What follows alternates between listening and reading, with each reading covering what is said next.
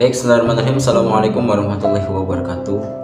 Ada yang bertanya tentang bagaimana cara mendidik anak, khususnya anak kita ketika anak kita nakal gitu kan, atau tidak mau nurut dengan kita, bagaimana. Ada beberapa hal yang harus kita sampaikan dalam pembahasan ini. Yang pertama adalah di dalam mendidik anak itu sebelum anak terakhir itu sudah ada, mulai dari seorang ibu mengandung itu sebenarnya sudah ada pendidikan di situ. Hendaknya seorang tua, khususnya ibu, itu jangan sampai ia makan kecuali makanannya halal. Jangan sampai makanan yang ia makan itu makannya haram, ya kan? Kemudian sama orang tua bagi seorang bapaknya pun sama kan gitu. Dan juga biasakan ketika mengandung itu membaca ayat-ayat Al-Quran, ya kan? Membaca lantunan sholawat. Agar apa? Agar anak kita tuh akan meresapi. Anak kita sudah mengetahui, sudah mendengar apa yang diucapkan oleh orang tuanya. Kalau orang tuanya itu biasa sering berkata-kata yang jelek, ya kan, yang nggak baik, maka nanti otomatis itu akan terdengar oleh anak kita, gitu, seperti itu. Ya. Kemudian ketika anak kita sudah lahir ke dunia ini, ada juga ada beberapa pendidikan yang harus dilakukan oleh orang tua. Di antaranya adalah yang pertama, satu, harus kita menjadi suri tauladan baik kepada anak kita, ya kan? Terkhususnya ketika kita berada bersama mereka. Ya, jangan sampai kita menampilkan akhlak yang nggak baik, omongan yang nggak baik, perilaku yang nggak baik. Kenapa? Karena otomatis apapun yang kita lakukan, apapun yang orang tua lakukan, maka anak akan mengikuti. Itu sudah otomatis sudah. Makanya hendaknya itu diri kita dulu harus menjadi suri tauladan, gitu kan. Ya, jangan sampai kita berharap, ya Allah jadikanlah anak saya anak yang soleh soleha, anak soleh soleha, tapi orang tuanya nggak soleh soleha, ya kan? Bagaimana akan terwujud anak yang soleh soleha sedangkan dia tidak mencerminkan akhlak yang soleh soleha, ya kan? Mulai dari tutur katanya, ayo dirubah kan gitu. Kemudian dari perilakunya dan segala-galanya. Itu yang pertama. Kemudian yang kedua adalah yaitu kenalkan, ya kan? Harus kita fahamkan kepada kita tentang norma-norma agama, ya kan? Jadi ketika kita mengajarkan kepada anak kan gitu. Ketika kita mengajarkan kepada anak kan gitu, untuk makan dengan tangan kanan, ya kan?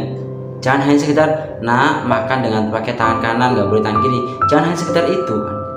Akan tapi sampaikan bahwasanya nak kan gitu, ketahuilah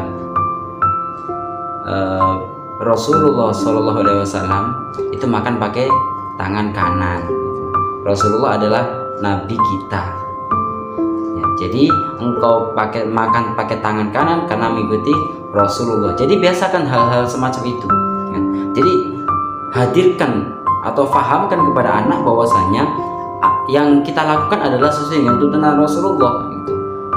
Nah, makan jangan berdiri ya, karena Rasulullah nggak mengajarkan makan berdiri. Jadi seperti itu, agar biar anak itu nanti akan termindset di dalam pikirannya kalau makan berdiri itu bukan cara makannya Rasulullah. Kalau makan dengan tangan kiri itu bukan cara makannya Rasulullah. Kalau minum dengan tangan kiri itu bukan cara minumnya Rasulullah. Terus seperti itu. Makanya harus kita kenalkan norma-norma Islam, gitu kan.